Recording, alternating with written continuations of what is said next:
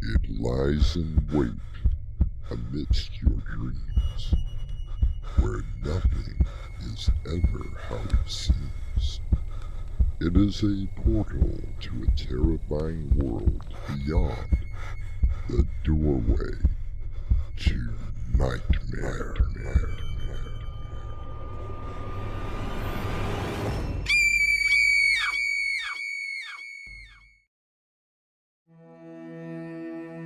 Come in. Welcome. I'm your host, Artemis Black. From the dawn of humans on this planet, we are a people of violence. From war to sports, we have cheered as the inhumanity to each other grows more and more. From the Roman Colosseum, where gladiators were pitted against each other, to the world of boxing, we cheer as two people beat each other. In the words of American boxer Sonny Liston, a boxing match is like a cowboy movie. There's got to be good guys, and there's got to be bad guys. And that's what people pay for, to see the bad guys get beat. I guess I should lie down on the couch, huh, Doc? Wherever you are most comfortable. I do wish you would let me turn on more lights, though. No lights. I told you on the phone, I don't want no lights on. It's going to make it more difficult, but I suppose it will be all right. Now, please, Mr. Harris, why don't you make yourself comfortable? I guess you know who I am. Yes, Joe Harris, middleweight champion. Yeah, that's right. And I suppose you know what happened last Saturday night. Why don't you tell me? I only read the newspaper report and saw the news on TV. I'd rather hear it from you. Well, Dr. Bridges, you gotta understand. I didn't mean to kill him. It was just, one of those bad accidents that happened in the ring. Please, Joe, start at the beginning.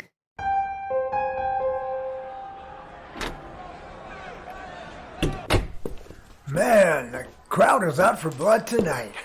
Sold out every seat for this event.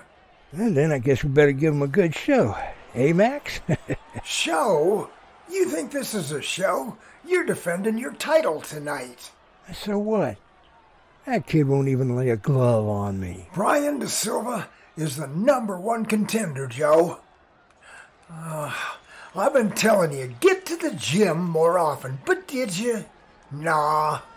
You ate whatever you wanted, you rarely exercised, and you almost didn't make the weight limit. Max, buddy, calm down. I got this. Yeah, sure you do, Joe. Sure you do, and when you lose tonight, I'm out of a job. Max, well, I promise, and I do mean if I lose, I'll pay your salary out of my own pocket for a whole year. And by then you can whip me into shape and we'll be on top again.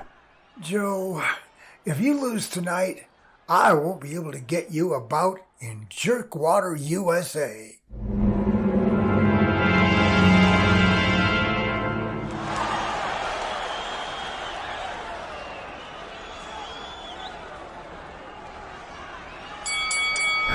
Where the heck did that right cross come from, Joe?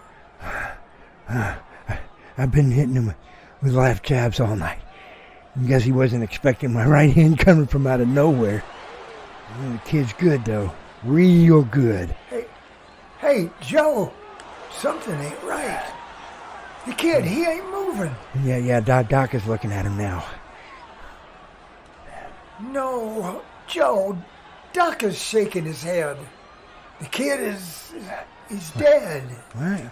Oh, come on, he can't be. It was only a right hook. Look it. They're bringing in the stretcher now. Come on, let's get back to the dressing room.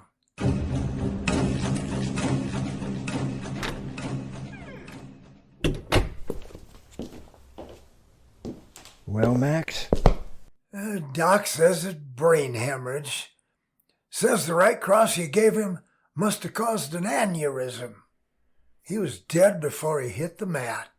What? I didn't think that I hit him that hard. I mean, come on, Max. You know I never would have. I know, Joe. I know.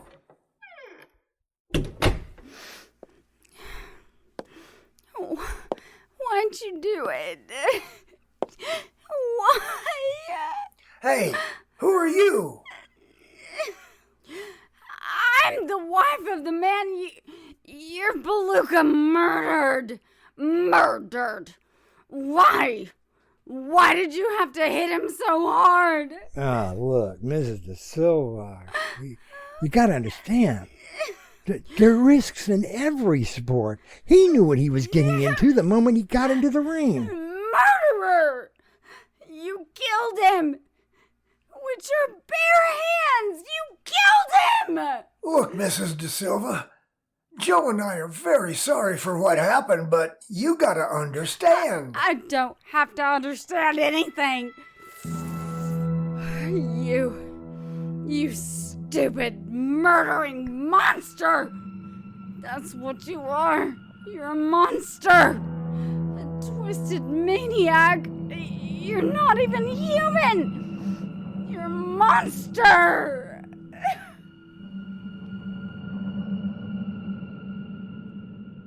According to statistics, since the introduction of the Marquis of Queensberry rules in 1884, there have been over 500 deaths either during a match or after. In 1953 alone, there were 22. It is estimated that there are 1 or 2 deaths due to boxing per year. I'll return shortly with Act 2.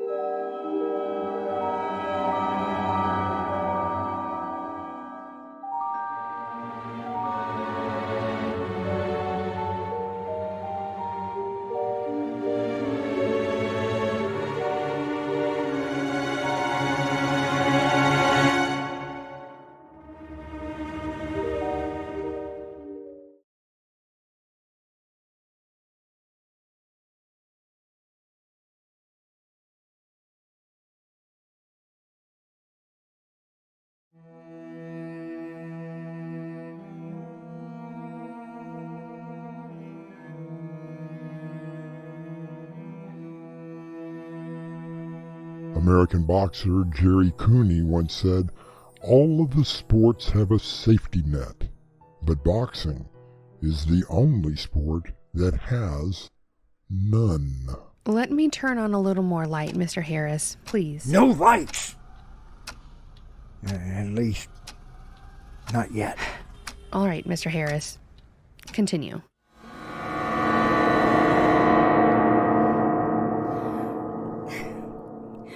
Monster. Do you hear me? You didn't have to kill him.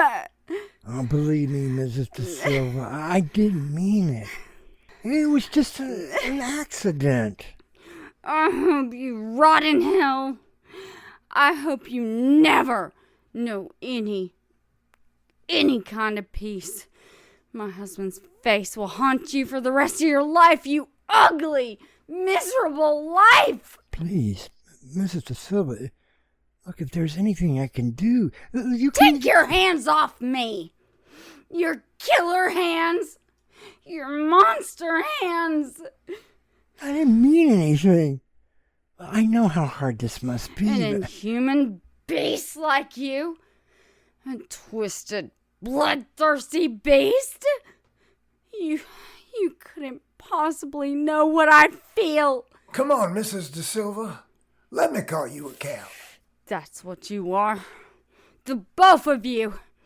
Bloodthirsty monsters! Twisted, sadistic monsters!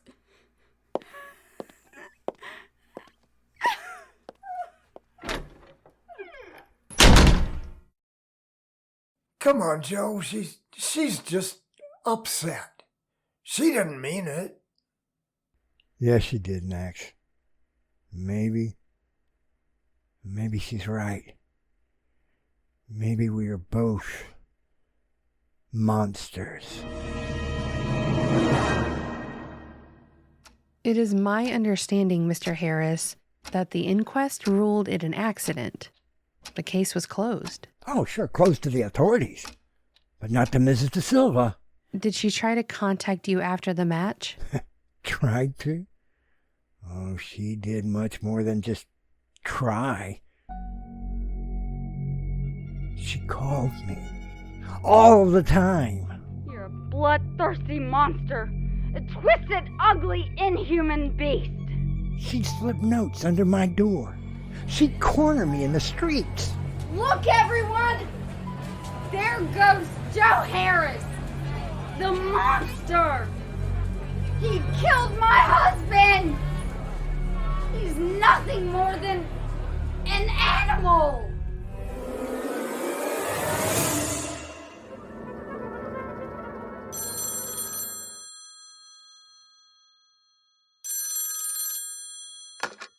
Now look, Mrs. De Silva, I've just about had it with you. Joe, it's me. I take it she's been calling you too. What do you mean? I've been getting the same phone calls. I'm a monster, a bloodthirsty monster. Joe, can you hear me? You still there? I'll call you back, Max. No. It's not possible. My hands, they're changing into claws. An animal's claws. Oh, dear God, no!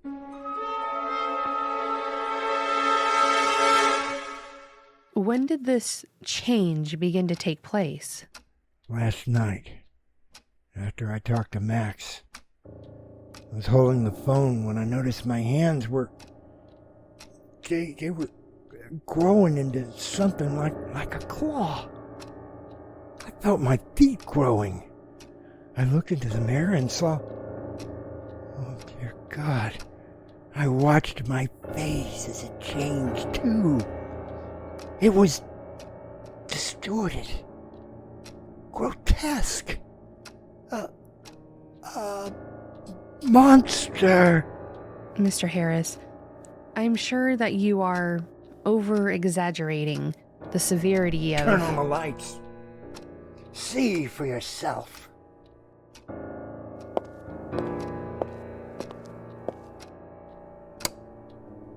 There, the lights are on. Don't you see? I am a monster. No, Mr. Harris. You are no more of a monster than I am. They say, whoever they are, the mind is a powerful muscle within the human body. It can create things for both the good or the detriment of humans. But what it can do to ourselves is beyond comprehension. I'll return shortly with our final round. There, underneath your bed, there is some thing, and it's waiting for another story. No one is afraid of monsters anymore, and other stories to read to The Thing Under the Bed by Winslow Swan. Paperback editions available at Amazon.com. audiobook edition available at Spotify. No One is Afraid of Monsters Anymore, and Other Stories to Read to the Thing Under the Bed. 8 terrifying tales for you to enjoy and to read to the thing under your bed. Get it before the thing gets you.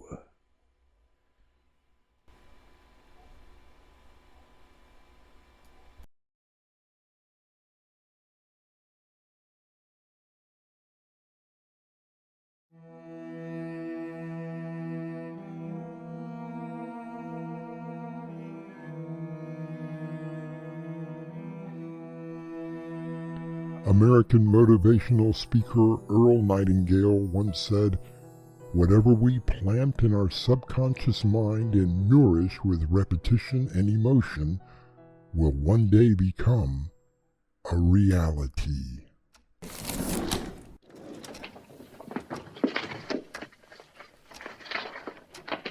Hey, what is that? What are you getting there? A mirror, Joe. A simple mirror. No! I don't want to see what I look like. But you look perfectly normal, Joe. It is your subconscious mind that has made you believe you have become this monster. No, it was Alice De Silva. She must be some kind of a witch. She cursed me. No, Joe. Now please listen to me. You are not a monster. I'm not going to make you look into the mirror if you don't want to. But it will be the only way to break this delusion from your mind.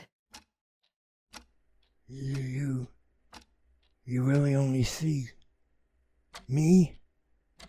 Not this hideous thing?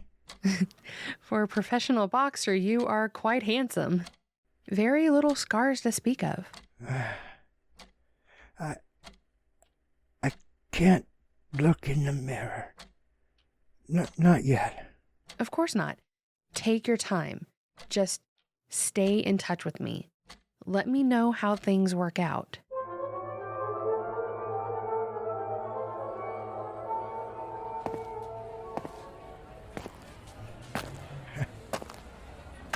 I guess the doc is right. My hands look, well, like hands. They're normal. And my feet seem to be okay, too. Oh, hey! Gotta watch where I'm going. That shop has a full-length mirror. Oh, come on, you big baby. Even the doc said you were fine. Look in the mirror. What do you have to be afraid of?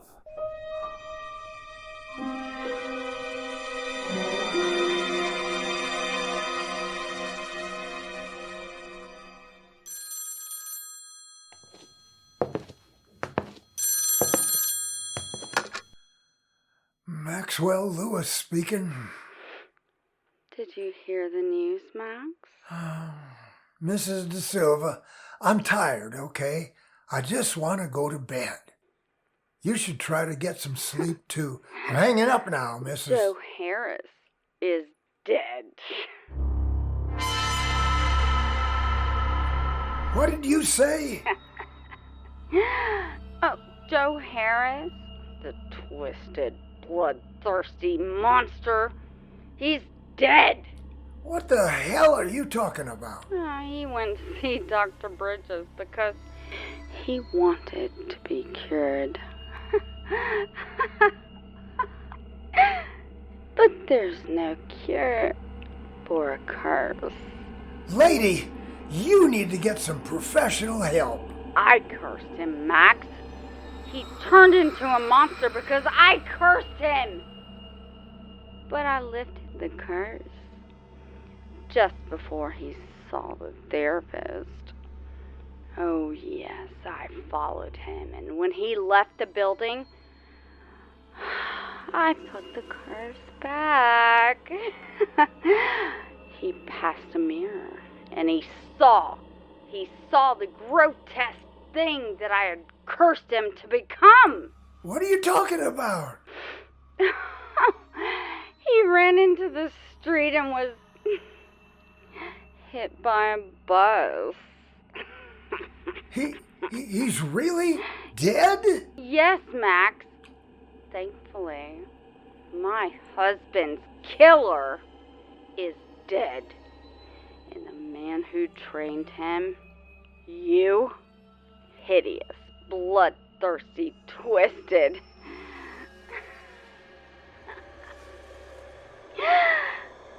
monster.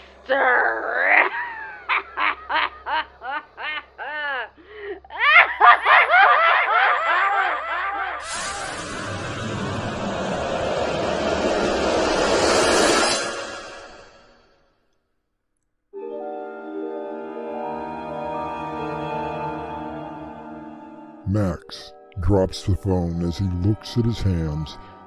They begin to change as the laughter from Alice DeSantis fills his ears. I'll return shortly with a final word. If you'd like to support us, visit our merchandise store. T-shirts, caps, mugs, and so much more. Visit doorwaytonightmare.com today.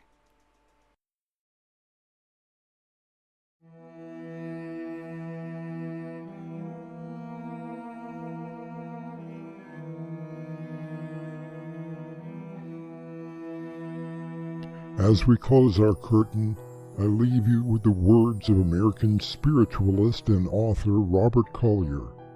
Our subconscious minds have no sense of humor, play no jokes, and cannot tell the difference between reality and an imagined thought or image. What we continually think about eventually will manifest in our lives. Our cast included Dave Arkhipov, Patience Adams, Crimson McKenzie, and Winslow Swan. The story was edited by Crimson McKenzie and directed by Winslow Swan. And now, a preview of our next tale.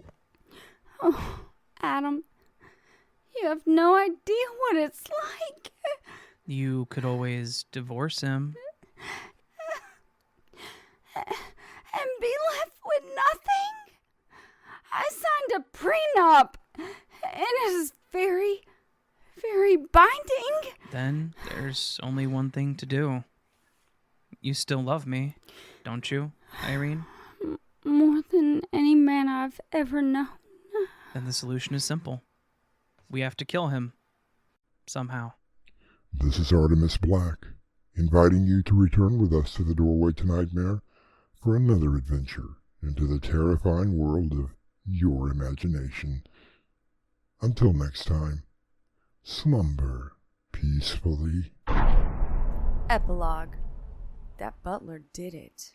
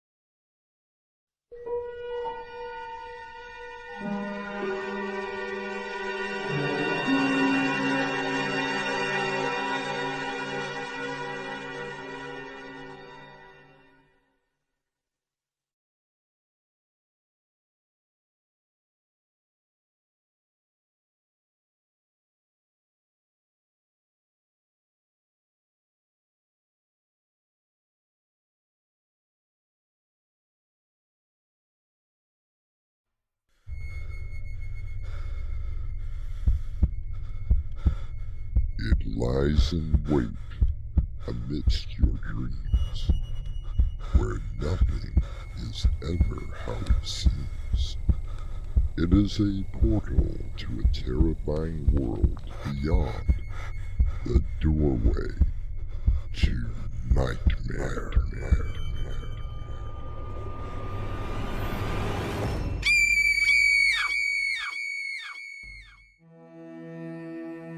Come in. host, Artemis Black. Reggae musician Bob Marley once said, "If she's amazing, she won't be easy. If she's easy, she won't be amazing. If she's worth it, you won't give up. If you give up, you're not worthy. Truth is, everybody is going to hurt you. You just gotta find the ones worth suffering for."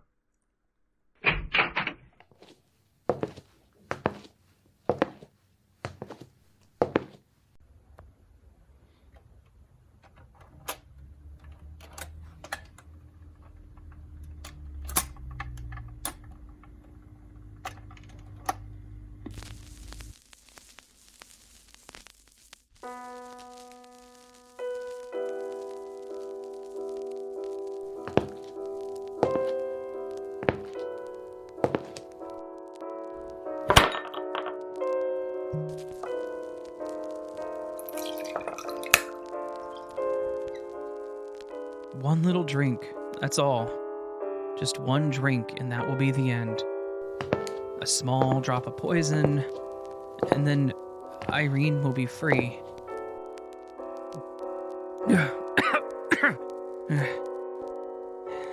I suppose I should sit down. Not sure how long it will take. Look to the east. The sky growing darker, darker. And Irene in the arms of that man. Don't worry, my love. Only one more night. And then you will be free. It all began a year ago. In the grand scheme of things, a drop in the lake of time. I met Irene Fielding purely by accident. Oh, I'm sorry, darling. I didn't know you had a meeting. It's quite all right, Irene. Come on in. Mr. Robinson, this is my wife, Irene. Irene, Mr. Adam Robinson. Very pleased to meet you, Miss Fielding. Oh, please call me Irene. Mr. Robinson is trying to convince me into a life insurance policy. He says it's more to take care of you, my dear, which makes sense. Probably wouldn't do me any good after I'm gone. Oh, don't be silly, darling. You already do that. Well, I meant in the unlikely event that something happens to you, Mr. Fielding. Well, what could happen, huh? I mean, obviously we're talking about in the event of my death, but you know, everybody does die eventually. And that is not going to happen for a long, long time.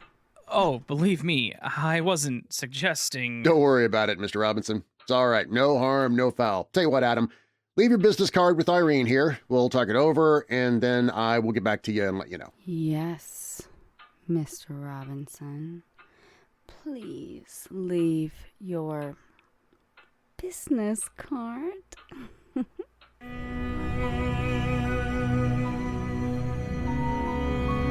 I saw the way that she looked at me, like there was something missing in her life. I fell in love with her the moment she had walked into the room. The electricity between us was monumental. She led me to the front door of their penthouse apartment. Oh, I'm sure that you can interest anyone in, the insurance policy. You flatter me, Ms. Fielding. Oh, please, Irene. Well, I have a few other calls to make. I hope to be hearing from you soon. Oh, I am sure that you will, Mr. Robinson. Oh, please, it's Adam. I shall talk with my husband about your policy. Adam.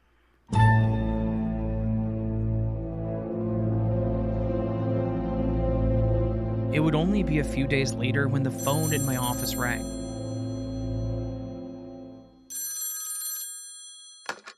Ace Insurance, Adam Robinson speaking. Oh, thank God.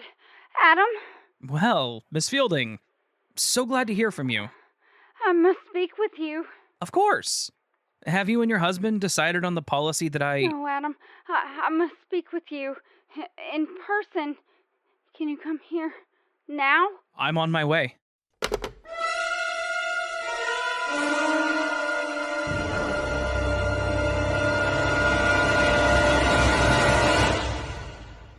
Is Mr. Fielding here? No. He is out of town. Won't be back until Saturday. Would you like a drink? Ms. Fielding, I told you. Call me Irene. Miss Fielding, I don't think that I should be here. And why not? Don't you feel anything towards me? See? I put my hand on your shoulder like this. Irene. I put my other hand on your chest, drawing you closer. Closer to me. What are you... Don't fight it, darling. Just kiss me. Kiss me. Oh, Irene.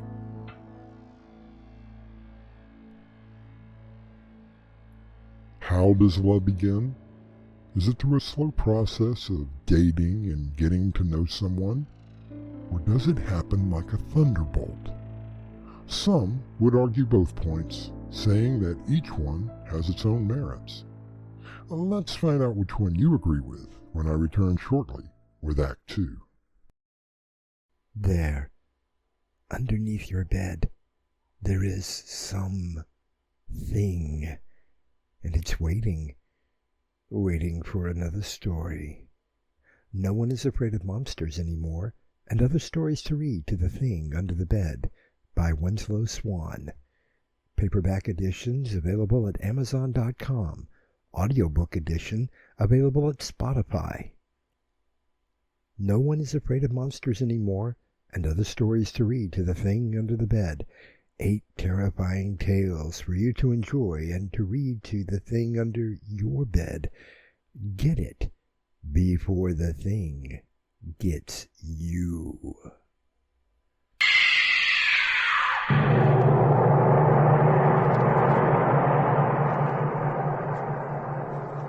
No, you weren't scared, were you?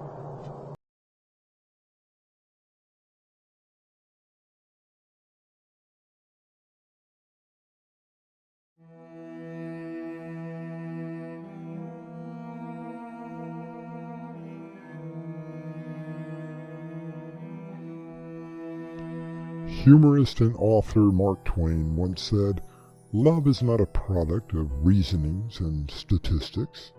It just comes. No one knows whence and cannot explain itself." I feel the poison beginning to work. I've already mailed the confession to the police, exonerating Irene of any wrongdoing. She'll be back soon. And then she will be free. We saw each other every chance we could.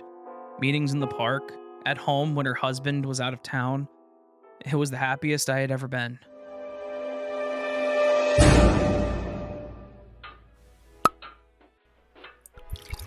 Do you love me, Adam? More than anything in the world. And I love you. There's only one thing standing in the way of our happiness. And you're sure that your husband won't divorce you? Are you kidding? He would divorce me in a second. It is I who will not divorce him. But that's crazy. Honey, if we do divorce, I get nothing. Nothing. Do you really want to try to support me? Well, the business isn't doing too badly. And this time next year... Yeah. This time next year, and the year after, and the year after. Darling, I love you. I want us to be together. Forever. Then, there's only one thing we can do. We must kill your husband.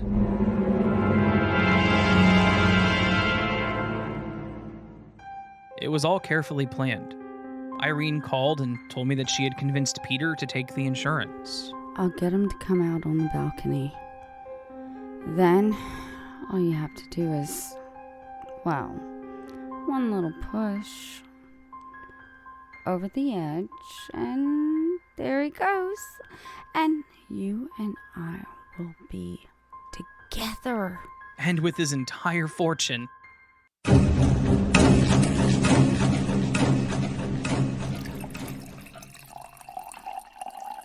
So, would you like to join me, Mr. Robinson? Would you like a drink?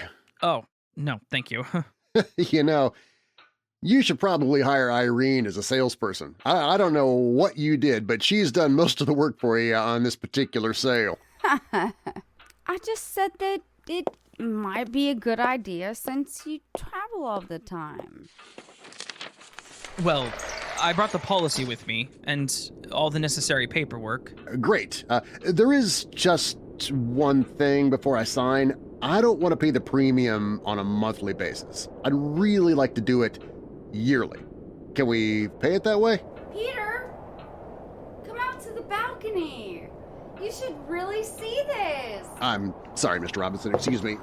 What is it, Irene? What are you looking at? Down there, in the alleyway. I don't see anything. Now, Adam! Push him now! What are you doing?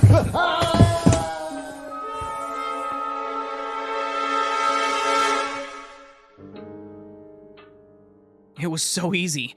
The police came and we were ready for them. Oh, no, Detective. I really didn't know Mr. Fielding or Miss Fielding. I just came to discuss an insurance policy with them. Detective, he'd been drinking. He leaned too far over. I told him to be careful. Oh, God. How horrible. Yes, sir. It was a life insurance policy. $1 million, but, well, he never signed it. That was the clincher. No motive. The ruling by the court was accidental death. Irene made plans to wait a couple of months, and then we could get married. In the meantime, we continued to meet. I was so happy. Until...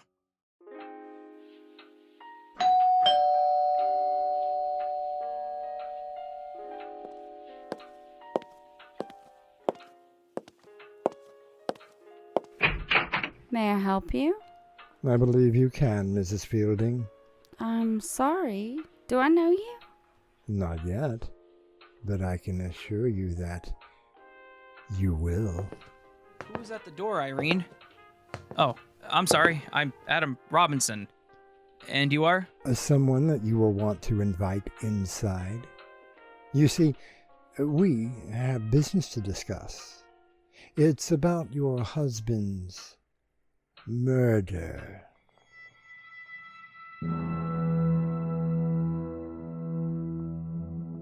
I rarely try to plan anything in my everyday life.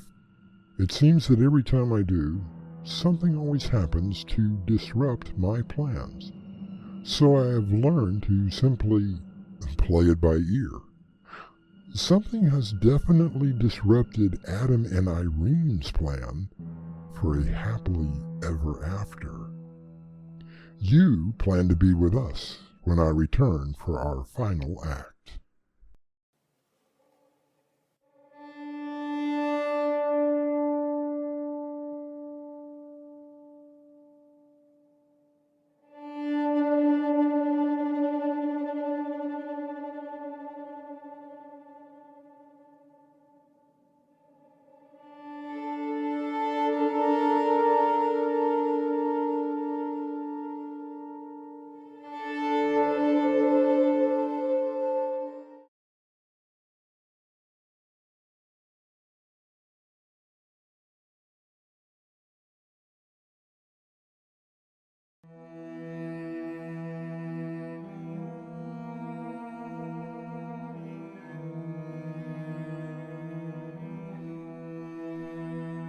Actor Johnny Depp once said, "If you love two people at the same time, choose the second.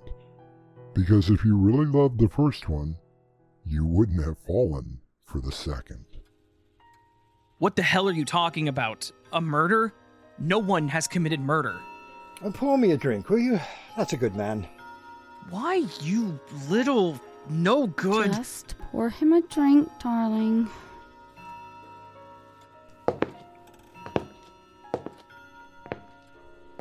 My name is Ernest Stanley.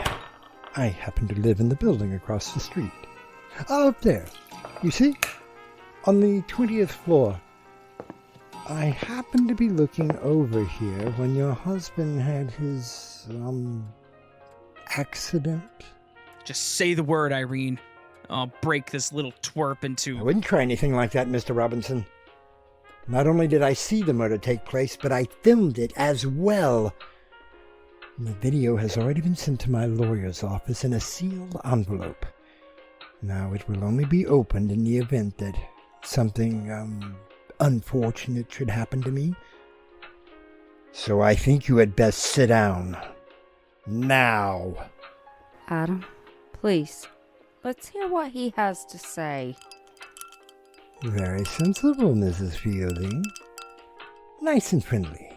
All right, Mr. Stanley. Oh, please, call me Ernest. After all, we're going to be seeing quite a lot of each other. So, this is blackmail? Not in the sense that you mean. You see, I'm already a very wealthy man.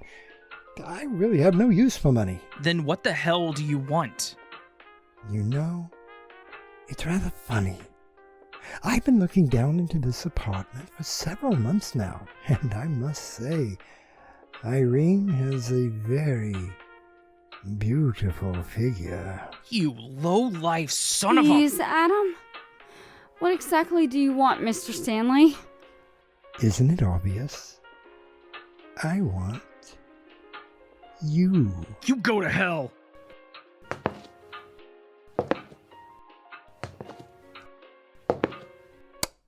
Before you raise a finger to me, think about it, Adam.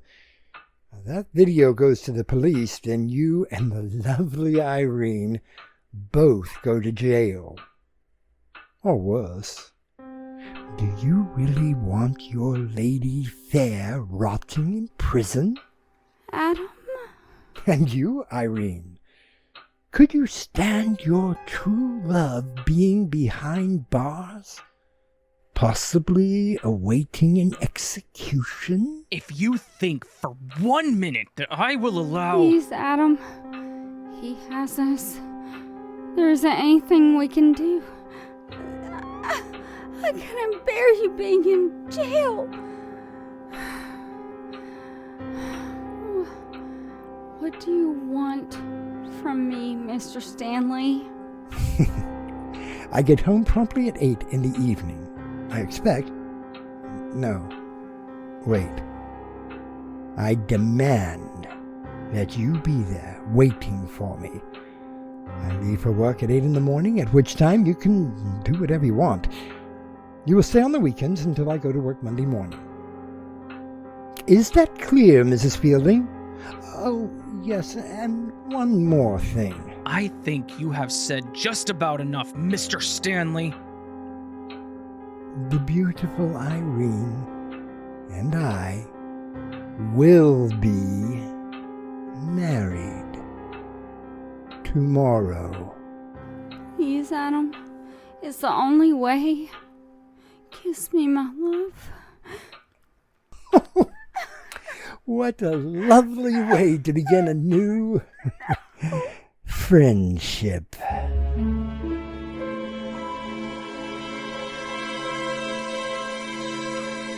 The poison is beginning to take effect. It's getting harder to keep my eyes open. I want to still be alive when Irene comes in. She will finally be free. She was right. Ernest Stanley had us over a barrel. Every night she went to him, and every morning she came back. Irene? Yes, Adam. It's me. Are you okay, Irene? Oh, Adam. I feel so dirty. Please hold me. Hold me tight in your arms. It's all right, my love. I should kill him today. No. If you do, then we both go to jail. Oh my darling. I couldn't stand being away from you.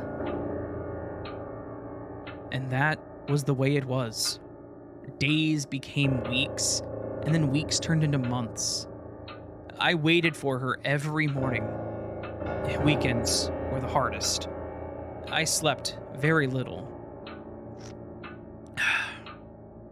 I began to drink heavily. I smoked at least 4 packs of cigarettes every night. And Irene, she became worse and worse. Irene? Don't touch me. Just please, don't touch me. All right, I won't touch you. No, I can't do this anymore. Oh, please, Adam, just hold me. Don't let me go. I won't, my love. He's vile, and disgusting, and cruel. The things he makes me do, and that voice. He gets pleasure in reminding me that we could both go to prison because of that damn video. Oh, Adam, I can't take this anymore. I can't take it. There. It'll all work out. I'll think of something. And I finally have. I wrote out the confession telling the police that I killed Peter Fielding. We had an argument, and I grew angry enough to push him over the edge of the balcony. Irene had nothing to do with it. She was completely innocent. After I mailed it, I came back here and took the poison. It's really starting to work now. Irene? Is that you? Adam, what's happening? What have you done? For you, my love. You're free. I wrote a confession, mailed it to the police, took poison. They won't do anything to you, my love. Well, it's about time.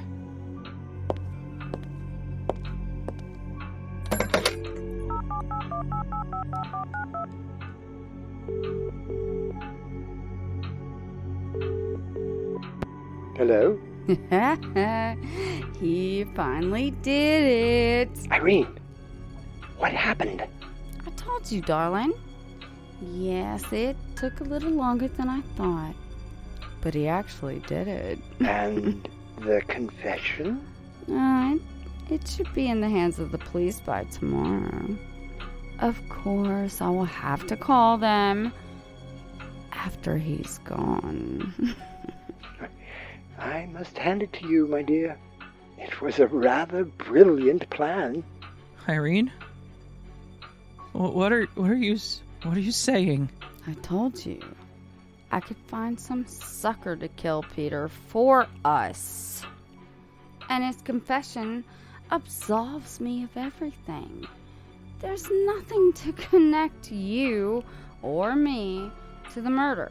So pack your bags, my darling husband. You're moving in with me. As Adam feels that dark curtain begin to lower over his eyes, he realizes, a little too late, that love really is blind. I'll return shortly with a final word. If you'd like to support us, visit our merchandise store. T-shirts, caps, mugs, and so much more. Visit doorwaytonightmare.com today.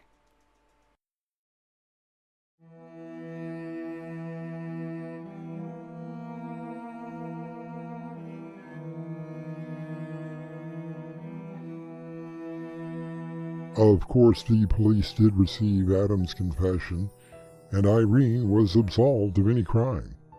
Adam's death was ruled a suicide. But then, Irene began to get tired of Ernest. Unfortunately for her, Ernest was already tired of Irene. Our cast included Darren Marlar, Crimson McKenzie, Raven Adams, and Winslow Swan. The story was edited by Crimson McKenzie and directed by Winslow Swan. And now, a preview of our next tale. How many people do you think you got out there, Mr. Cyril? Oh, I don't know. I'd have to look at tonight's receipts. Why don't you take a guess? Oh, maybe a couple of hundred, perhaps 3 tops. I would say more like 5. And how many exits do you have? Well, you came through it when you walked in. 500 people and only 1 exit. As fire inspector, I'm going to have to close you down. Do you think that might be the wise thing to do? Doorway to Nightmare is brought to you in part by Swanage Publications. This is your host, Artemis Black, inviting you to return with us to the Doorway to Nightmare for yet another adventure into the terrifying world of your imagination. Until next time, slumber peacefully. Epilogue. The butler did it?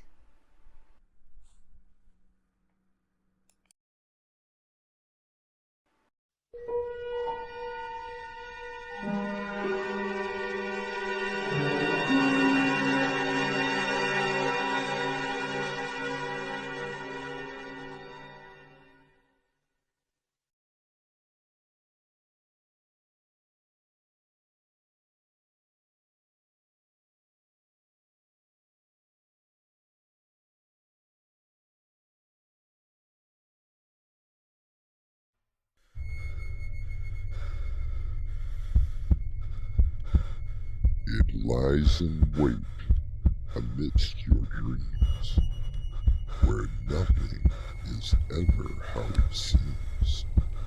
It is a portal to a terrifying world beyond the doorway to nightmare.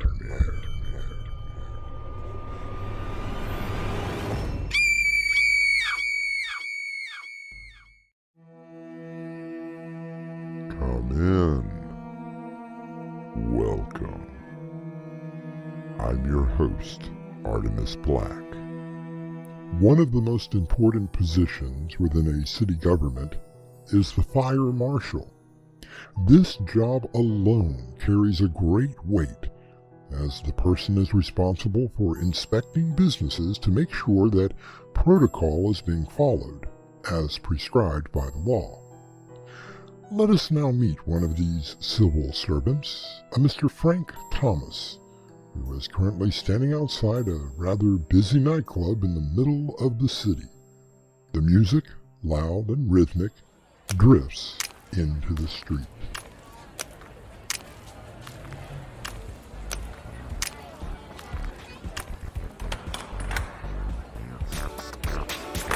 He makes his way past the crowded dance floor, heading to the rear of the club. He finds the door marked private and assumes that the owner is inside. Hey, can't you read? The sign says private. That means you act like a civilized human and knock before you just walk in. Are you the owner of this so-called nightclub? And just who might you be? I asked you a question, tough guy. Do I get an answer? Yeah, I'm the owner, wise ass. Joseph Cyril. That's Mr. Cyril to you. Now just who the hell are you?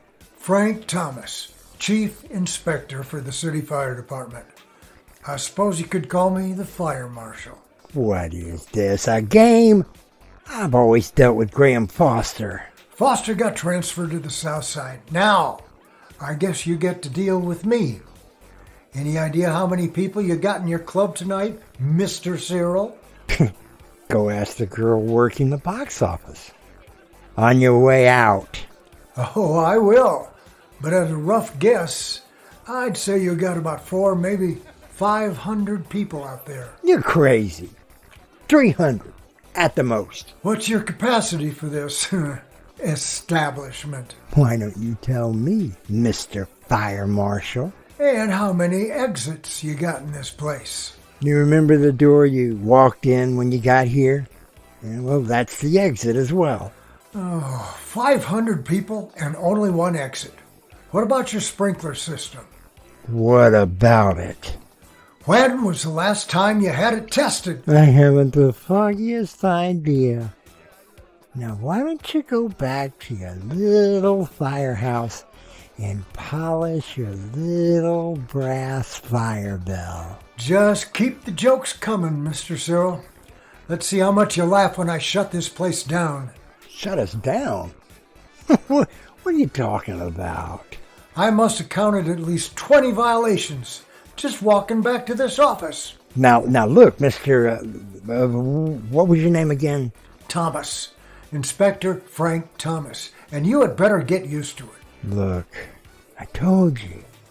I always dealt with Foster. We had a sort of an arrangement. Foster isn't here. I am. Consider this your last night. I'm shutting you down.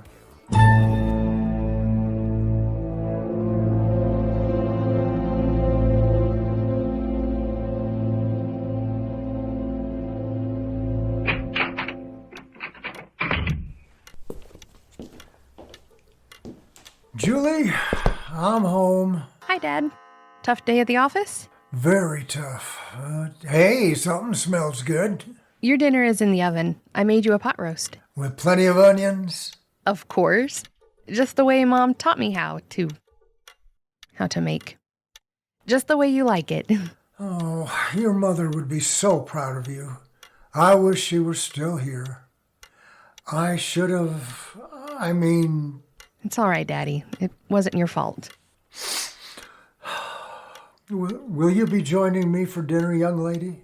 Actually, Ted is picking up in a few minutes. He says he has a surprise for me. You mean after a year of dating, he may finally ask? I hope so. Oh, Dad, you know how wonderful he is. I know how much you love him. Just remember, the old man is here if you ever need anything. Oh, that must be Ted. Tell him I'll be down in a minute. Foster?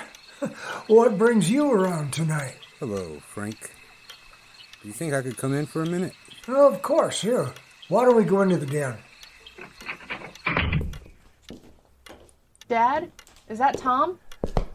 No, dear. It's someone for me. My daughter's getting ready for a date. What can I do for you, Graham? Did you visit the Blue Diamond Club tonight? You talking about that fire trap on Main? Then, yeah, I did. And did you tell the owner that you were going to shut it down? Something you should have done a long time ago, Graham. Have you seen the place? Frank, do you think that you could reconsider your decision? And why would I want to do that? Oh, no reason in particular. I just think it would be better for you and your daughter. Your wife did die in a fire, didn't she? About 10 years ago, when Julie was 11? Just what the hell do you mean by that, Foster? Nothing, Frank. I don't mean anything. I'm just saying, the owner might have some objections to you closing his establishment. Why do I get the sneaking suspicion that there's a veiled threat in that statement? Frank, I had an arrangement with the owner. you could have the same sort of arrangement if you will just listen to reason. Foster, tell me you didn't do what I think you did. Tell me you haven't been taking bribes from that creep. U.S. Senator William Andrews Clark was caught up in a bribery scandal in 1899 when, according to records, he had bribed members of the Montana State Legislature for their votes. In responding to criticism of his bribery, it was wholly reported that he said, "I never bought a man who wasn't for sale." I'll return shortly with Act 2. This is Winslow Swan, inviting you inside the world of my imagination, a world of mystery, madness, and murder. 10 Tales from the Maelstrom, now available at Amazon.com.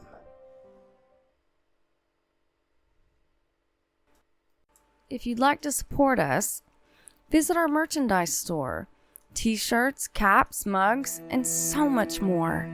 Visit doorwaytonightmare.com today. Sir Robert Walpole, considered to be the first Prime Minister of Great Britain from 1721 to 1742, once said, "Every man has his price." Come on, Frank. Be reasonable. Do you have any idea how much prison time you could do, Foster? Not to mention the risk of a deadly fire. $1,000 a month, Frank. That's what I'm talking about. That's $12,000 a year. Plus your own salary. And it's all in cash. Get out of my house, Foster, and I mean right now. Now wait a minute. Don't be too hasty, Frank. This is no guy to be crossing. I mean, you wouldn't want to wake up inside a burning house. Would you, Frank?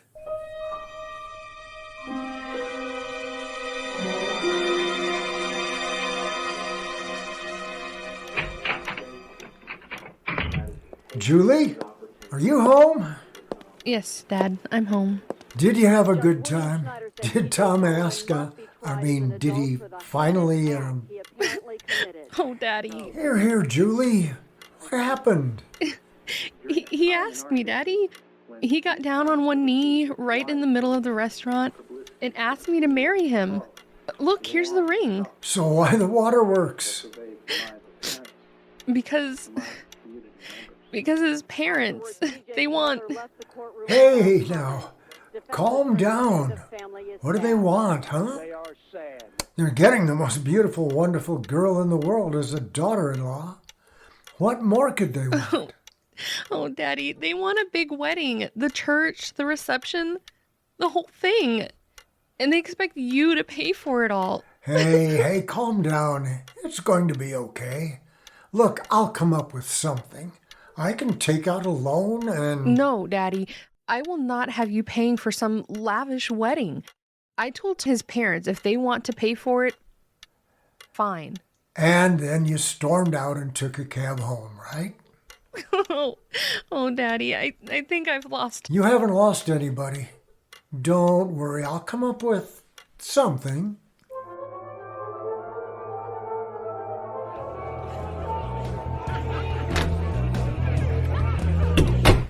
Well. If it isn't Mr. Fire Inspector. What brings you around today? I got a visit from Foster last night. Did you now? He asked me to reconsider my position, to think about it for a little while. And did you have time to think about it? You got a deal, Mr. Cyril. I knew you would come around. So, same deal I had with Foster, right? Oh, no, Mr. Cyril. You see, you threatened me. You threatened my daughter. I did no such thing. Foster told me what could happen if I didn't take this bribe. Ugh, bribe. That's such an ugly word. Why don't we just call it, an insurance payment?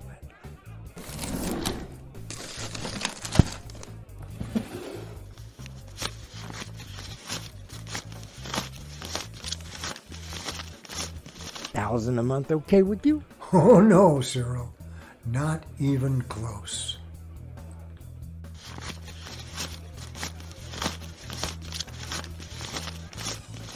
$2,000?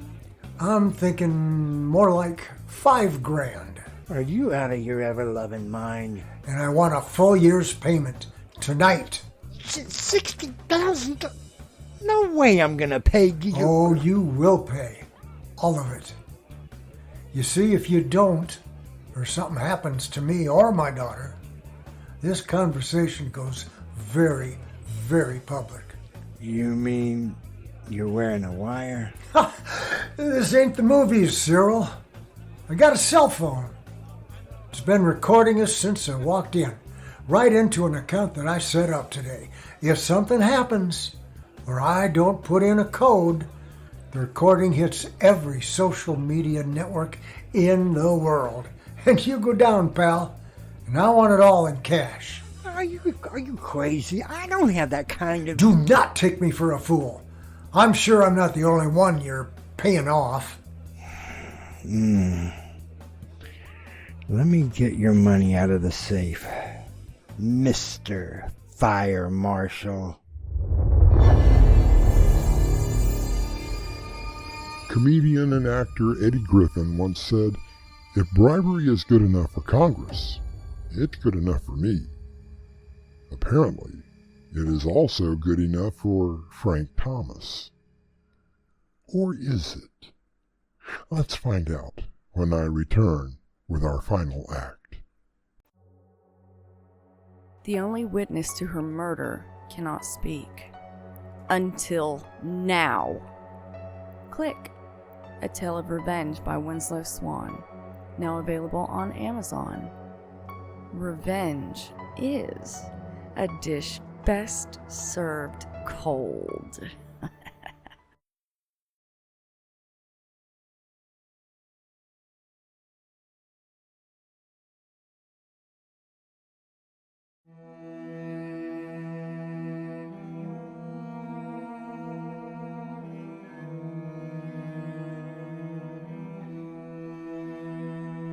The first president of the United States, George Washington, once said, "Few men have virtue to withstand the highest bidder."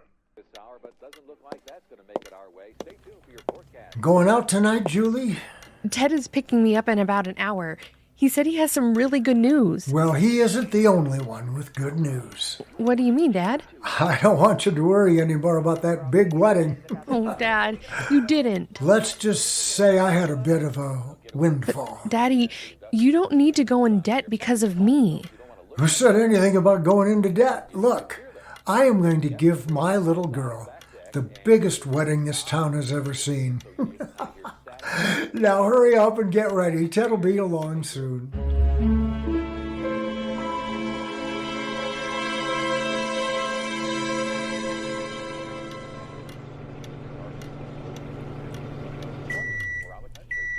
Who says I can't cook? One TV dinner coming up.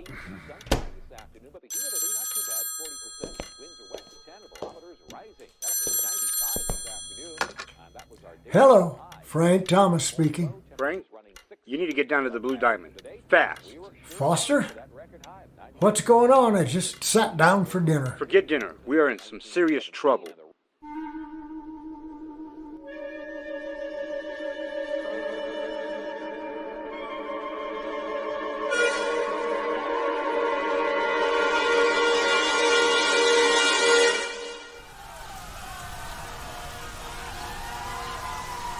Foster! Over here, Frank. What happened? They had some rock band playing tonight. Apparently, someone set off some kind of firework and the whole place just went up. Jesus! Good grief, how many people were in there? About 600. Only 5 made it out alive. I took the bribe, Foster. I killed those people. I should have shut the place down. You should have shut it down. I know, Frank. Just calm down. It's murder, Foster. We looked the other way and we killed everyone. I'm sorry, Frank, but that's not the end of it. It gets worse. A lot worse. What do you mean? There's a girl that takes pictures of customers at the beginning of the night. She owns a studio on the next street. She develops the pictures and then comes back at the end of the night. She's agreed to help us identify the bodies. So what are you not telling me? She snapped this one earlier tonight, Frank. Here, take a look. Oh, dear God, no! It can't be! They must have come here for this show. We haven't pulled all the bodies out yet, but they were here. No, not Julie and Ted. No, I killed them. I killed my little girl.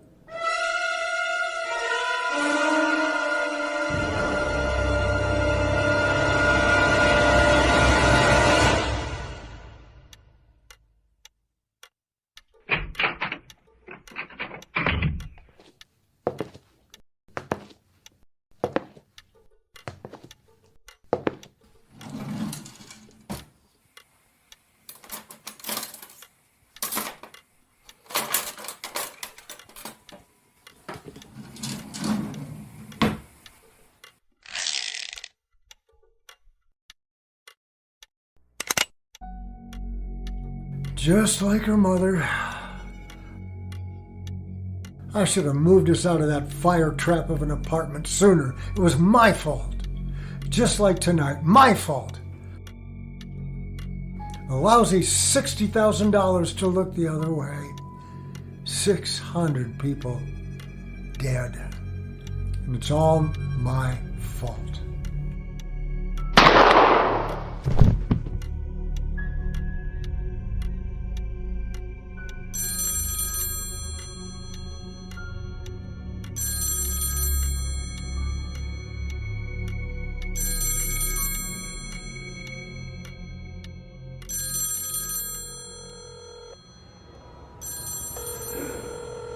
Maybe he went to a movie. Oh, Ted, I'm so happy. Now Daddy can give the money back and won't have to worry about a loan. I love you so much. Eloping was a great idea. Too bad we missed the show at the club, but it was a bit crowded. Glad we left when we did. Now if I can just get Dad to answer the phone.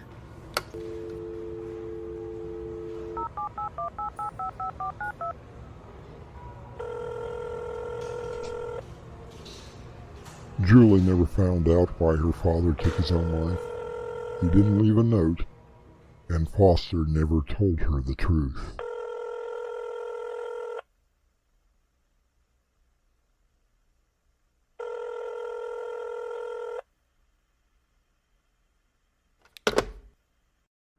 I'll return shortly with a final word.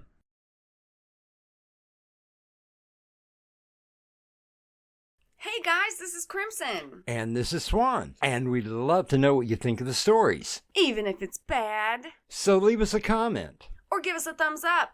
Thank you.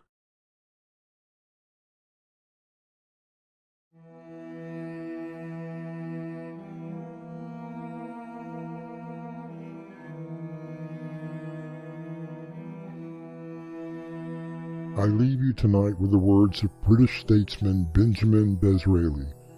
It is a great mistake to suppose that bribery and corruption, although they may be very convenient for gratifying the ambition or the vanity of individuals, have any great effect upon the fortunes or the power of parties.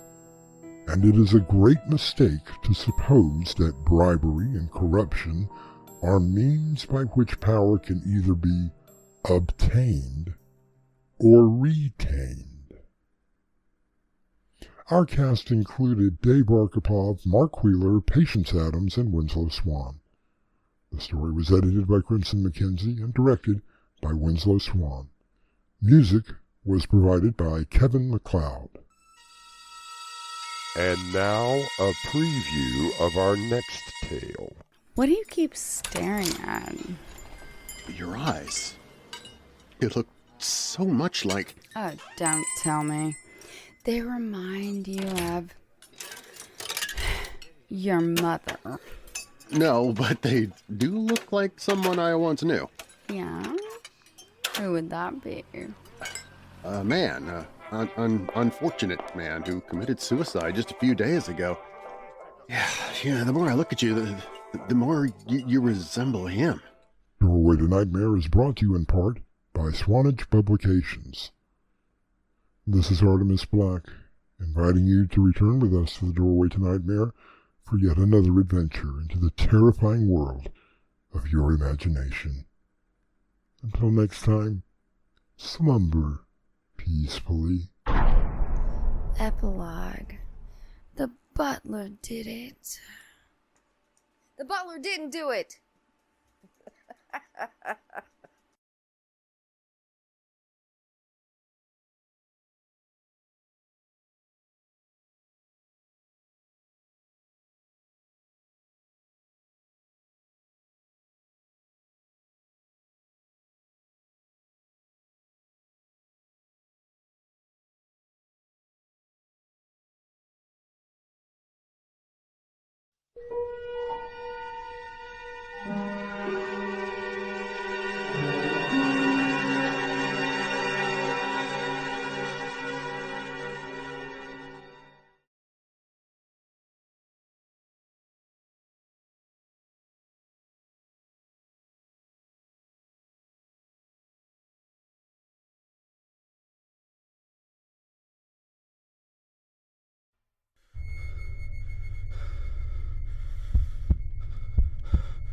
It lies in wait amidst your dreams, where nothing is ever how it seems.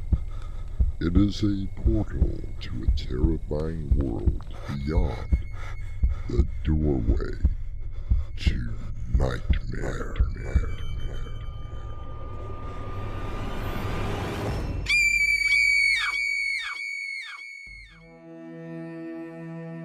Come in. Welcome. I'm your host, Artemis Black. The perfect murder. We have always heard the phrase, but I believe that there really is no such thing as a perfect murder. And if there is, well, we would never know anything about it. For if the crime was known, how could it be considered perfect? Hey, Charlie, how about another one, okay? Excuse me, mind if I sit here? Sure. It's a free country. Thanks. Charlie, a beer! So, Mr. Dillard, how are you doing tonight? Do I know you?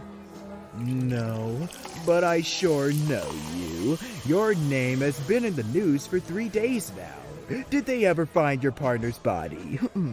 Let's see, Mr. Ray Stanton? How should I know? Wonder why he committed suicide. Because he'd embezzled over $100,000 and was going to be arrested. That's not a good enough reason, huh? Yeah, but suicide? I don't know. It just doesn't figure. Makes sense to me. Well, why isn't it a figure for you? Well, if he had returned the money, he could have made a plea agreement with the DA and not even seen the inside of a prison. Maybe. Maybe he no longer had the money. Maybe he had to use it for something. I guess we'll never know, will we? Yeah, that's possible. Or maybe he was pushed off that bridge. Pushed? Who would even want to do something like that? Oh, I'm just speculating. It's what I do. You know, funny thing about murder, there is always a witness. Just who are you, asking me all of these questions? Detective Frank Wilson. Homicide. And you think somebody murdered Ray Stanton? Okay, I get it. Oh, look, I'm the one who found his jacket, by the way, on the bridge, in case you didn't know. Yeah, I know. I read your statement. What I want to know is, why were you at the bridge? Because I confronted Ray earlier in the evening about the money. I even told him he should turn himself in. And instead, he goes and dives off the bridge. It just doesn't figure. But that's okay. There's always a witness. Yeah, you said that once before. Did I? Oh, guess I forgot. But there really is always a witness, especially to murder. I'll see you around, Mr. Dillard.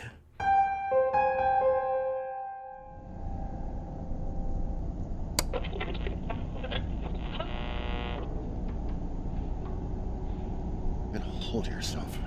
He was only speculating. There wasn't any witness.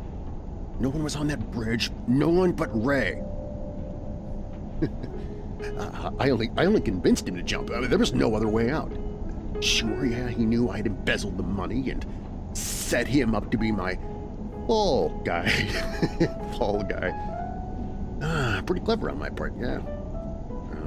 Now I got this stupid detective asking questions. Gotta get away from this. I have to. $100,000 in that satchel in the trunk.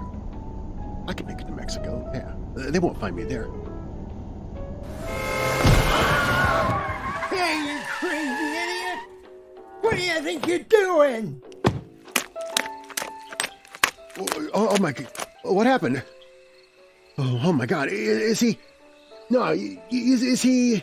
Yeah, mister. He's dead. And you ran him down. I seen the whole thing.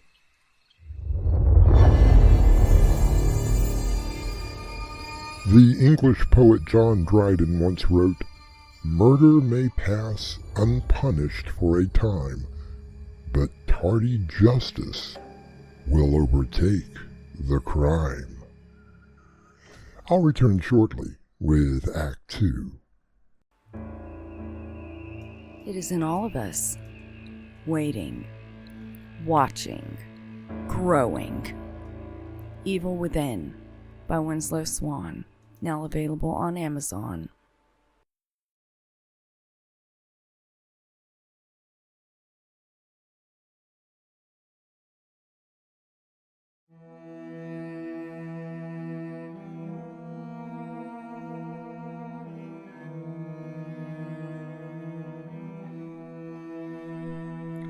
American author Howard Bloom once wrote, "From our best qualities come our worst."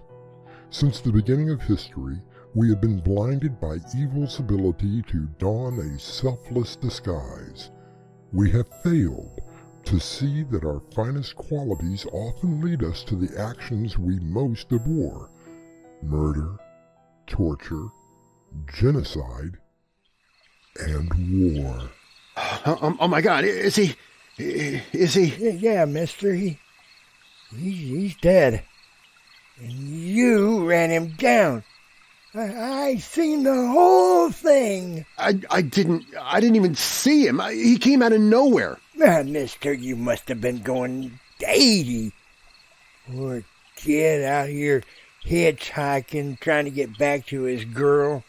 And you come around that curve and just... like he wasn't even there. Look, I told you, I didn't see him.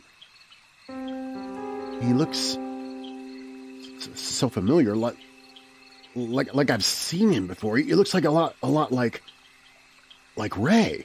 Well, there's a patrol station a couple of miles down the road.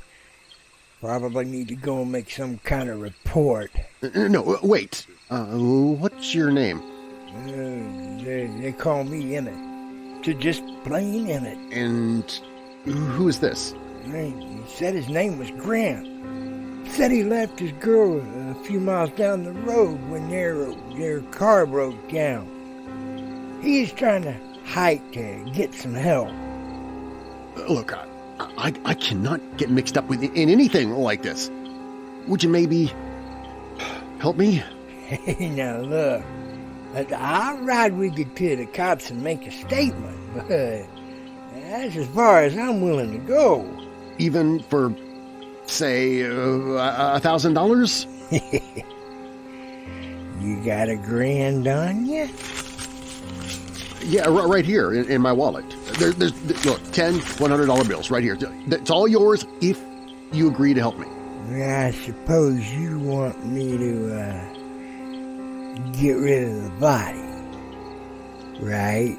You look like you could use the money. I mean, not to be heartless or anything, but well, you look like you've been, homeless for a while. All right. I'll do it, Mr. Smith. Mr. James Smith. Yeah. Here. Take his backpack. I don't want to be burdened with it. And get that flashlight out of my eyes. It can't be you. You look like... No. You look exactly like Ray. Hey, buddy, you don't look so good. Hey, don't worry. I'll take care of everything.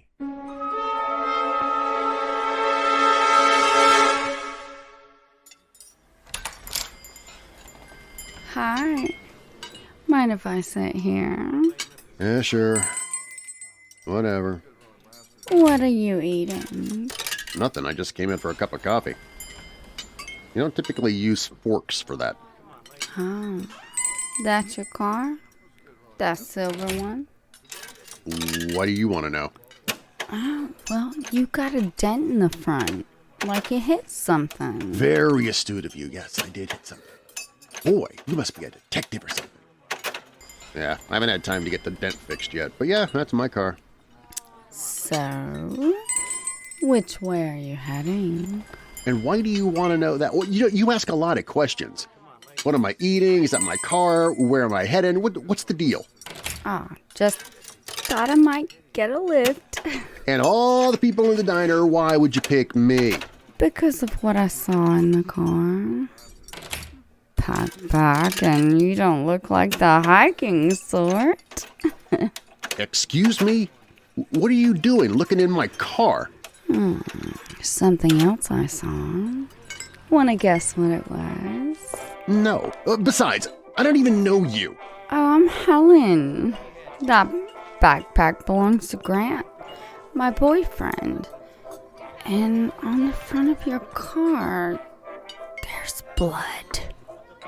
Now, why would you have Grant's backpack inside your car and blood on the side of the bumper? Grant would never leave that backpack.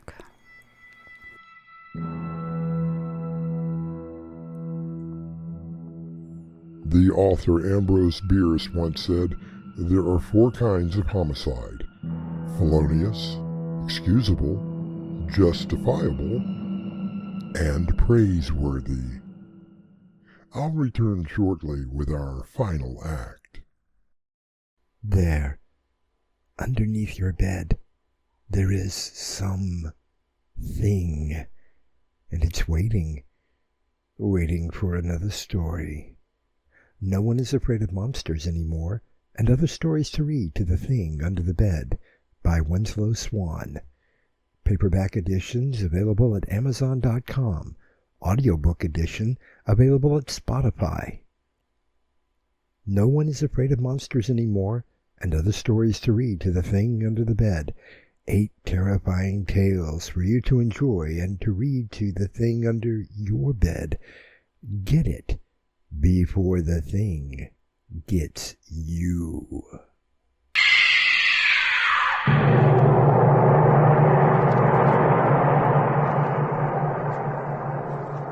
No, you weren't scared, were you?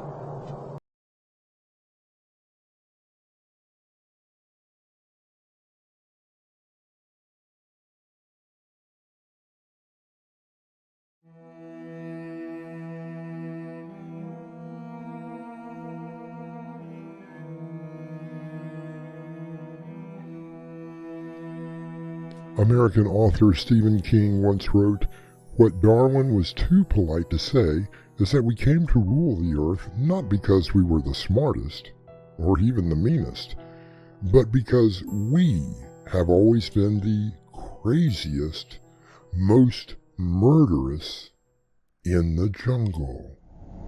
Look, I picked up your Grant, your boyfriend, a few miles away. I dropped him off. He must have left his backpack, that's all. Grant would never leave that backpack. You say you dropped him off? Then that's where we are going. Right now. But he's probably not there. Somebody else might have picked him up. No, I don't think so. I think you killed him. Ran him down and then took off. Oh, come on. Seriously? That's absurd. Then let's just take a look, shall we?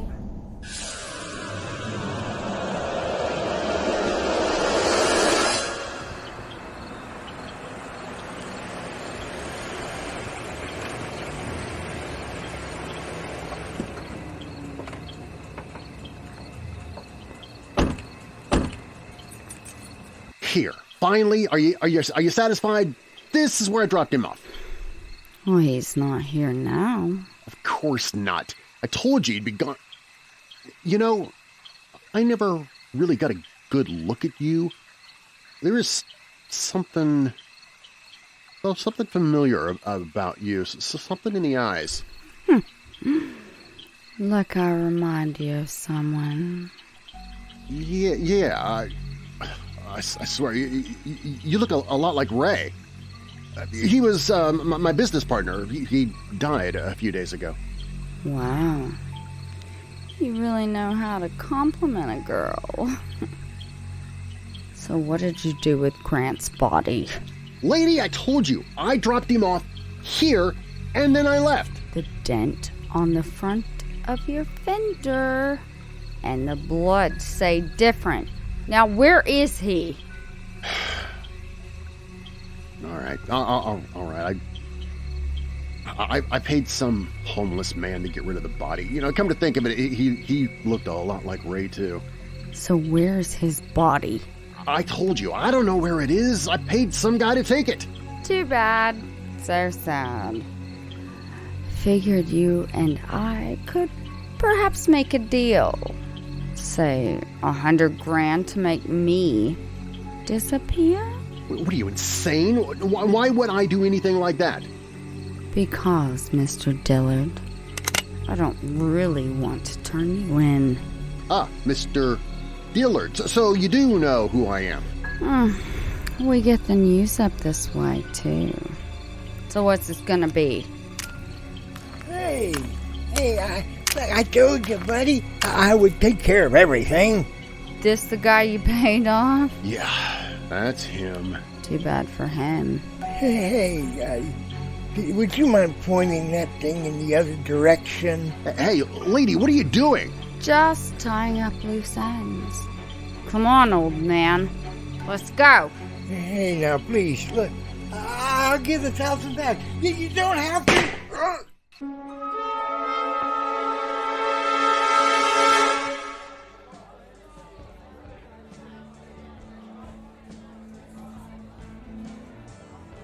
Mind if I sit with you? What? It's you.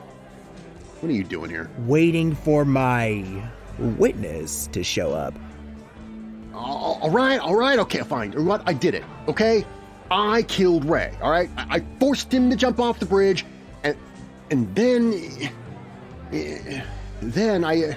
Then you started seeing him and everyone you met, right? How could you have possibly known that? Let's see. You met a girl named Helen and an old man named Emmett. And you ran down a kid named Grant, right? I don't understand, though. How'd you find out? Ray had family, Mr. Dillard. Helen was his daughter. Emmett and Grant were his brothers. They cooked this whole scheme up. What scheme? Now, you don't understand. I hit Grant with my car. I didn't mean to, but all right, maybe I did. But no, I knocked him with my car. I got the dent on the car to prove it. He used to be a stuntman in the movie industry. And Emmett, I saw Helen shoot him. I saw her do it. Blanks, and some theatrical blood. You see, Ray left a note describing everything that you, Mr. Dillard, had done. The embezzlement, the frame-up, all of it nicely documented. And then the family set you up. I told you, Mr. Dillard, that there is always a witness. I still don't get it. Even with all of that other stuff, there was no witness there. What witness are you talking about? Why, you were, Mr. Dillard. The killer is always the witness to their crime.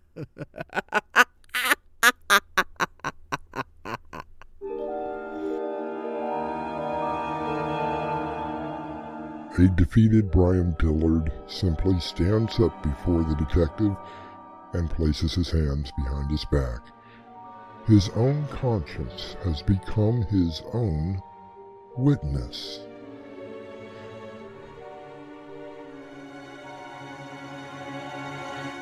I'll return shortly with a final word. If you'd like to support us, visit our merchandise store. T-shirts, caps, mugs, and so much more. Visit doorwaytonightmare.com today.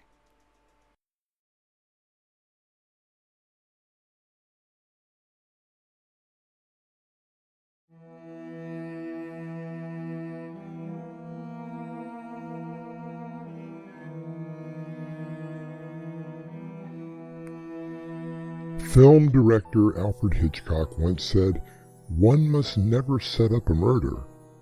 They must happen unexpectedly, as in life."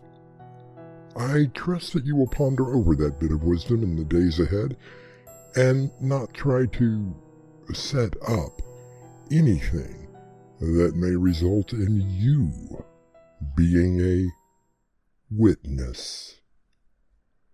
Our cast included Darren Marlar, Robert Jackson, Crimson McKenzie, and Winslow Swan. The story was edited by Crimson McKenzie and directed by Winslow Swan. Music was provided by Kevin MacLeod. And now, a preview of our next tale. Do you hear it, Mark? Where the devil is it coming from? I don't... Wait. Up there. See it? It's a rat. But it's as big as a tabby cat. Look at the eyes. Brian, look at the eyes. Doorway to Nightmare is brought to you in part by Swanage Publications. This is Artemis Black, inviting you to return with us to the Doorway to Nightmare for another adventure into the terrifying world of your imagination. Until next time, slumber peacefully. Epilogue. The butler did it.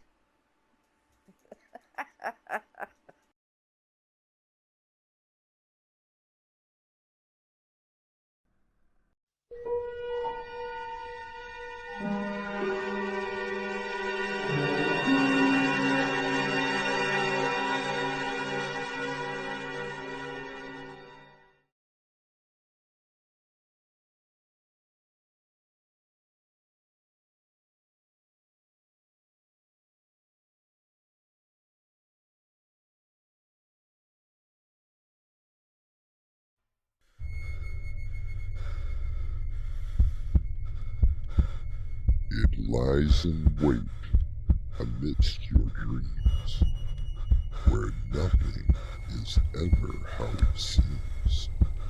It is a portal to a terrifying world beyond the doorway to nightmare.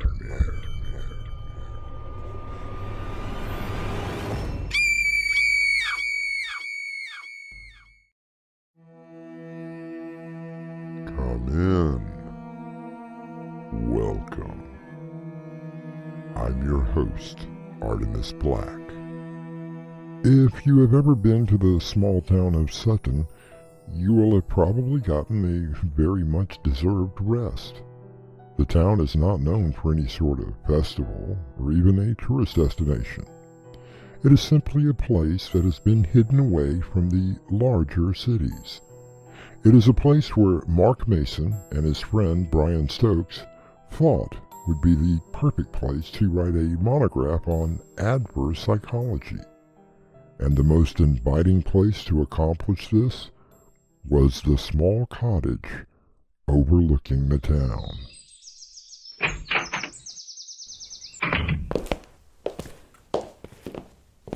Well, Mark, what do you think? You said you wanted solitude so that we could work. I believe you have found it. So, you approve of my selection? How much is the rent? Oh, that's the best part. The realtor gave it to me for practically nothing. No one has lived here for almost 2 years. I wonder why. Because of the boogies, sir. Ah, you must be Ms. Dempster. I'm Brian Stokes, and this is Mark Mason. Very pleased to meet you both. Keith Jackson from the realtor's office asked me to come and tidy the place up a bit. What were you saying about bogies?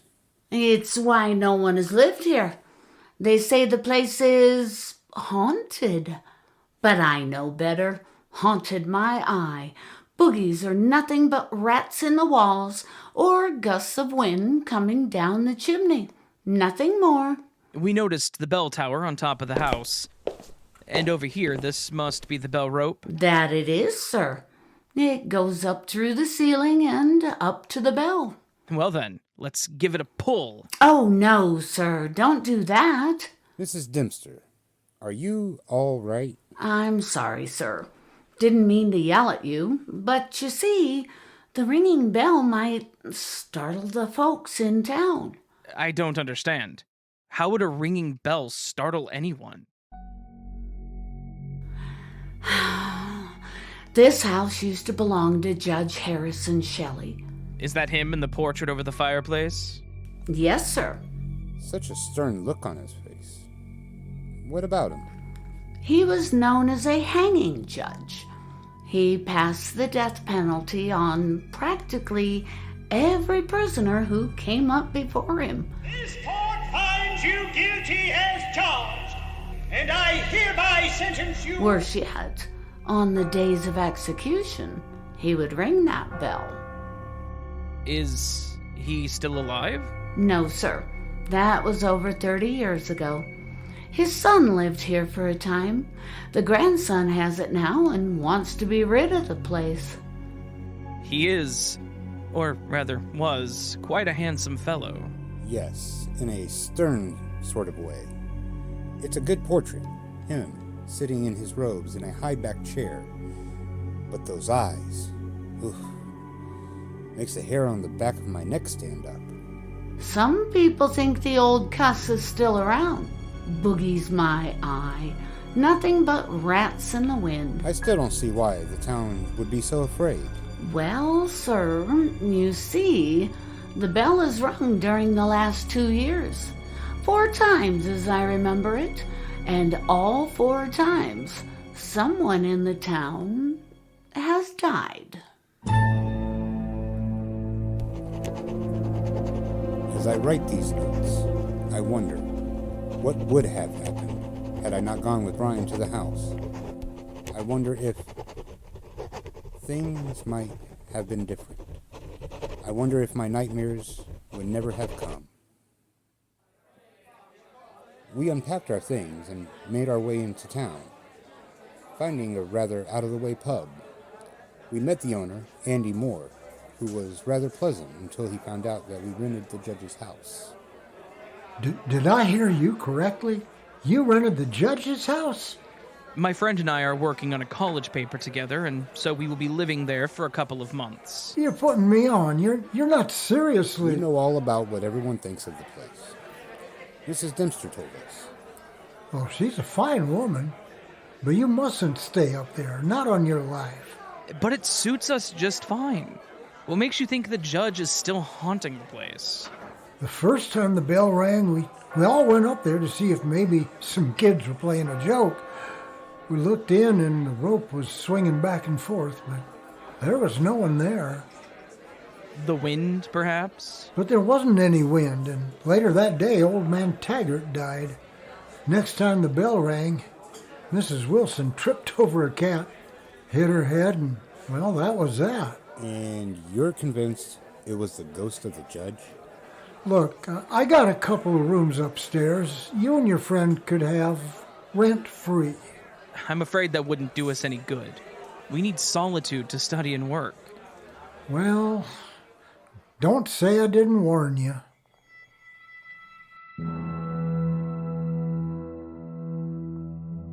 As Mark and Brian make their way back to the judge's house, they discuss various solutions as to the mystery of the ringing bell. The wind? A prankster?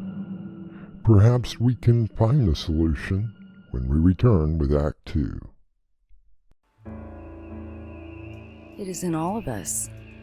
Waiting, watching, growing. Evil Within by Winslow Swan, now available on Amazon.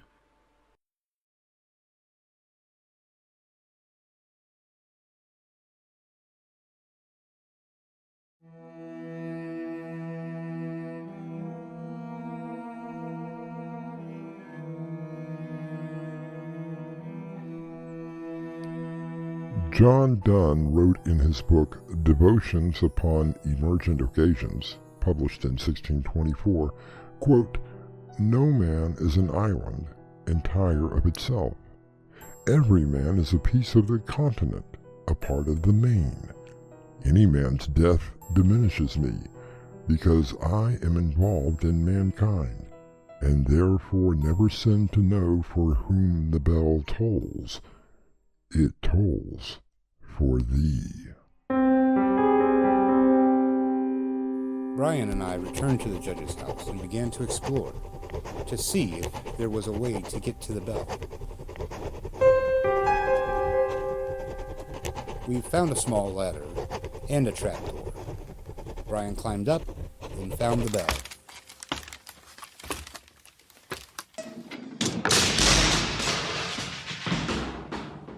You can forget the wind hypothesis. The bell is enclosed in a housing. No wind could get to it. What's it look like? Rather small, actually. More like a dinner bell they used to ring at school. Hey, come on, Brian. That's not funny. I'm not ringing it. Someone must be downstairs pulling on the rope. Come on.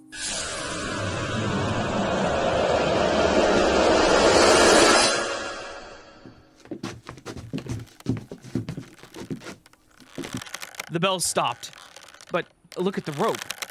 It's still swinging from the force of the pull. But it only took us a few seconds to come down here. There isn't any place for anyone to hide. The town must be going crazy right now. Where the devil is that sound coming from? Look. Up there. In the hole, where the rope goes to the bell. I see it, but I don't believe it. It's a rat, but it's the size of a full-grown tabby cat. But look at the eyes. Those glaring eyes. Do you think that maybe the rat ran up the rope making the bell ring? That's it! That must be it! We'll go down and get some poison in the morning.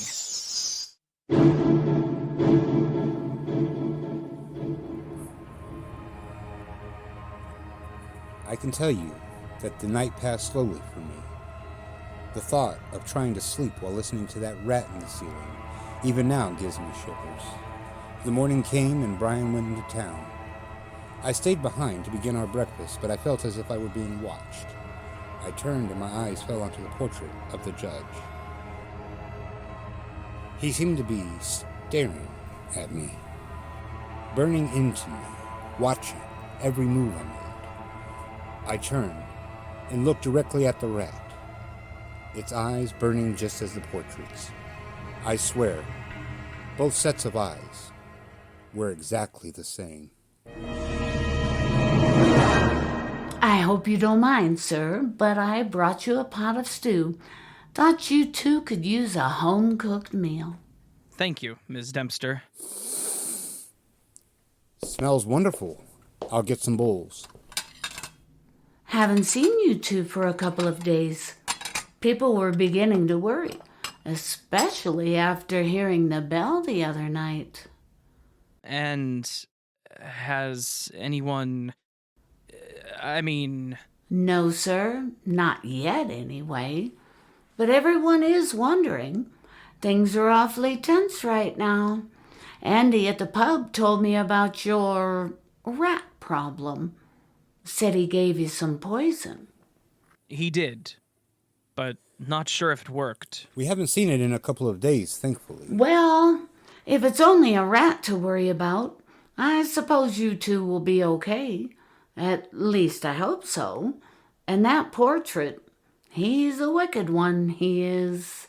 Rather interesting you talk about him in the present tense, wouldn't you say? I mean, you don't believe... At this point, I'm not sure what to believe. But what I know is that if you two were my sons, you wouldn't be spending another minute in this house. It has been said that houses are not exactly haunted by spirits or ghosts, but more manifestations of things that have happened in them. The mood of a house can be joyous, or in this case, ominous. I'll return shortly with Act 3. The only witness to her murder cannot speak. Until now. Click. A Tale of Revenge by Winslow Swan. Now available on Amazon. Revenge is a dish best served cold.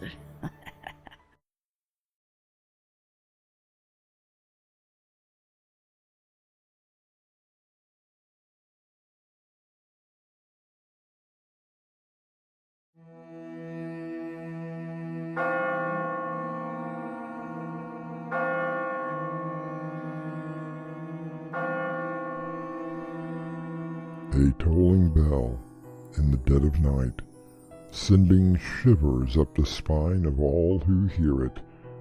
The townspeople of Sutton certainly know the fear that comes with the judge's bell, but it has now been several days since the bell has rung, and the people are still wondering, who is going to be next? Something wrong, Mark? You haven't heard a word I've said. It's that damn portrait. I can't concentrate with him staring down at us. I'm gonna take it down. Here, I'll give you a hand. It won't budge. I think it's actually nailed to the wall. No use. It's there to stay. What do you say? Let's go down to the pub and take a break.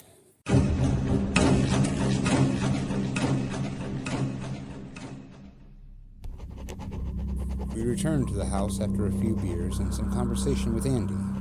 The town seemed to be breathing a sigh of relief since there had been no deaths. I walked in, and before I could even turn on the lights, I felt those eyes glaring at me. It was the rat. He leaped toward the bell rope, swinging back and forth, making it ring. Mark? What's going on? Look, the rat. It chewed through the bell rope.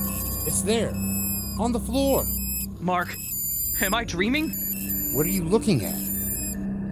The portrait. Look, there is the high-backed chair, the table. The whole portrait is intact, except... the judge. He's no longer in the portrait. Rats! Rats! There must be hundreds of them! We've got to get out of here. Run! Run!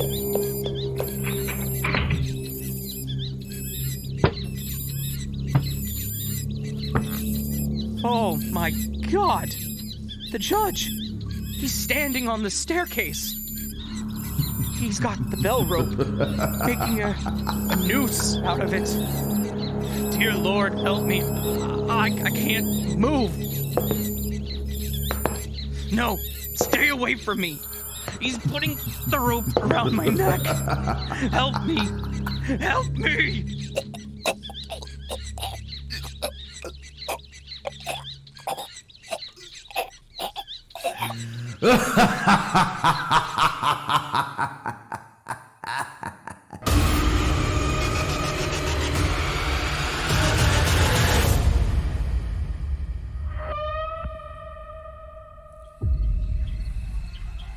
Brian is still in there. You've got to help him. Calm down, Mark. We found him. Is he okay? No, he was hanging by the neck on that bell rope. The rope, the same rope that was used in all of those executions the judge sentenced prisoners to.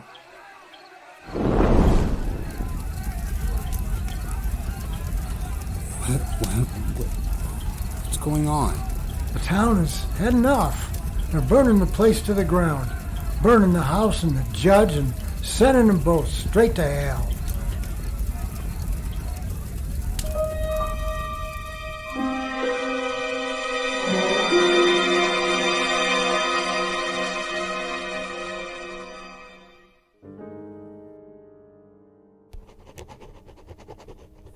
The official report said that Brian committed suicide.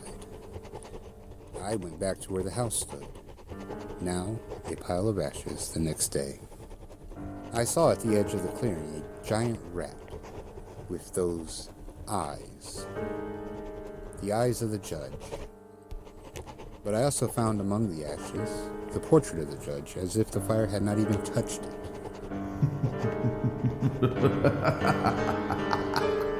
And this time, the judge was no longer scowling, but smiling, as if he were satisfied that yet another victim had been claimed by the hangman's rope.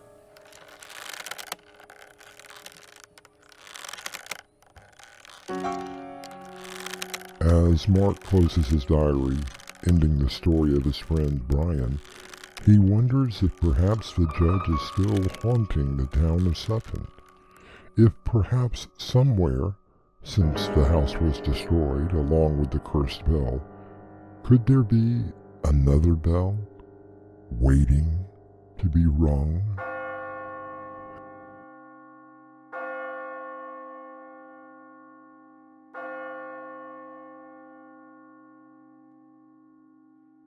I'll return shortly with a final word.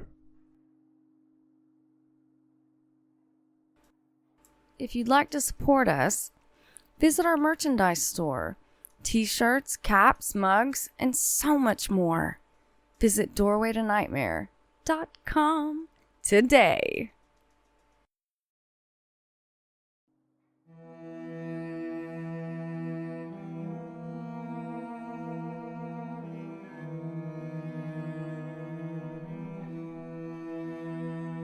The author of our tale was best known for his work, Dracula. But in his day, he penned many horror stories that sent his readers to bed for a very sleepless night. We hope that our version of this classic nightmare will perhaps keep you awake for many nights to come, especially if you happen to hear a distant bell. Our cast included Raven Adams, Mark Wheeler, Dave Arkapaw, and Annie Mick. The story was edited by Crimson McKenzie and directed by Winslow Swan. Music was provided by Kevin MacLeod. This is your host, Artemis Black, inviting you to return with us to the Doorway to Nightmare for another adventure into the terrifying world of your imagination. Until next time, slumber peacefully. Epilogue. The butler did it. The butler didn't do it.